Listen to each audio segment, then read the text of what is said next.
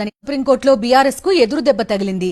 కారును పోలిన గుర్తులను ఎన్నికల్లో ఇతరులకు కేటాయించొద్దని దాఖలు చేసిన పిటిషన్ ని సుప్రీంకోర్టు డిస్మిస్ చేసింది. కారు రోటీ మేకర్ కి తేడా తెలుసుకోలేనంత అమాయకులు ఓటర్లు కాదని వ్యాఖ్యానించింది సుప్రీంకోర్టు. పూర్తి డీటెయిల్స్ అందిస్తారు మా కరెస్పాండెంట్ వెంకటేష్. చెప్పండి, చూస్తున్నావు సుప్రీంకోర్టు చేసిన ఒక వ్యాఖ్య కూడా ఇక్కడ మనకు కనబడుతోంది. కార్ కి రోటీ మేకర్ కి తేడా తెలియనంత అమాయకులు కాదు ఓటర్లు అంటూ కూడా సుప్రీం వ్యాఖ్యానించడం ఎలా చూడొచ్చు? బీఆర్ఎస్ కి తగిలిన ఎదురుదెబ్బ గురించి. ఎదురుదెబ్బ తగిలింది. కారును పోలినటువంటి గుర్తులను ఎన్నికల్లో ఇతరులకు కేటాయించొద్దని దాఖలు చేసినటువంటి పిటిషన్లన్నింటినీ డిస్మిస్ చేసింది సుప్రీంకోర్టు. ఈ గుర్తుల వల్ల ఓటర్లంతా కూడా కన్ఫ్యూజ్ అవుతున్నారు కాబట్టి ఎట్టి పరిస్థితుల్లో కూడా రోటీ మేకర్, రోడ్డు రోలర్ లాంటి గుర్తులను కేటాయించొద్దని బీఆర్ఎస్ పార్టీ 2 పిటిషన్లు దాఖలు చేశాయి. 2 పిటిషన్లను కూడా డిస్మిస్ చేసింది.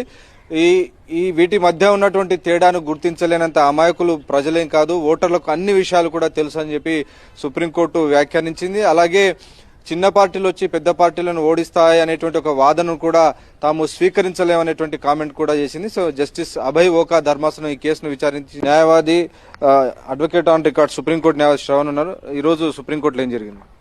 ఈరోజు ఇద్దరు అంటే 2 పిటిషన్స్ విచారణకు వచ్చాయి. ఈ సింబల్స్ చూపించారు.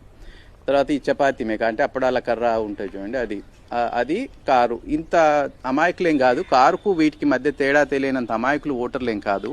ఈ చిన్న పార్టీల వల్ల మీకేదో హాని కలుగుతుంది, మీరేదో ఓడిపోతారు అని చేయడం అనేది కరెక్ట్ కాదు. తర్వాత షెడ్యూల్ వచ్చేసింది. షెడ్యూల్ వచ్చిన తర్వాత ఇప్పుడు మీరు చేస్తున్నారు. మీకు ఏదన్నా అభ్యంతరం ఉంటే ఎలక్షన్ పిటిషన్ వేసుకోండి. మీరు ఇచ్చిన గ్రౌండ్స్ ఇవి ఎలక్షన్ పిటిషన్ అసలు పార్టీ పేరే మొత్తం మార్చేశారు. తెలంగాణ రాష్ట్ర సమితి టీఆర్ఎస్ గులాబీ కండువా కారు మా సింబల్ అని చెప్పుకున్నారు. మొత్తం పార్టీనే చేంజ్ చేసేసిన తర్వాత భారత రాష్ట్ర సమితి అని పార్టీ చేంజ్ అయిపోయింది. అప్పుడు రాని కన్ఫ్యూజన్ ఇప్పుడేమొస్తుంది అనేది బేసిక్గా వాదన.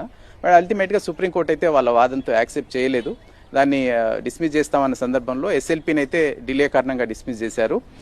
రిట్ పిటిషన్ మాత్రం వాళ్ళే స్వయంగా విత్డ్రా చేసుకోవడం వల్ల డిస్మిస్డ్ యాజ్ విత్డ్రాన్గా చేశారు. కానీ సుప్రీంకోర్టు ఈ రోజు కామెంట్ ని ఎట్లా చూస్తారు? చాలా కీలకమైన కామెంట్. ఓటర్లు ఏమో అమాయకులు కాదు, ఈ కామెంట్ ని ఎట్లా చూస్తారు?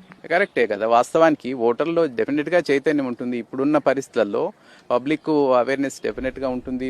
ఇంత అవేర్నెస్ లేకపోతే అన్ని ఓట్లు ఎందుకు వస్తాయి? టీఆర్ఎస్ కూడా ఎందుకు గెలుస్తుంది?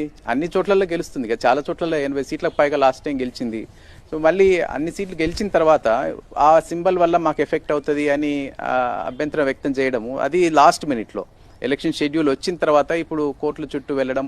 తర్వాత ఇప్పుడు లాస్ట్ ఇయర్ దీని మీద వాళ్ళు ఏదో కొన్ని స్టాటిస్టిక్స్ చూపిస్తున్నారు. హైకోర్టులో, తెలంగాణ హైకోర్టులో రిజెక్ట్ చేసింది.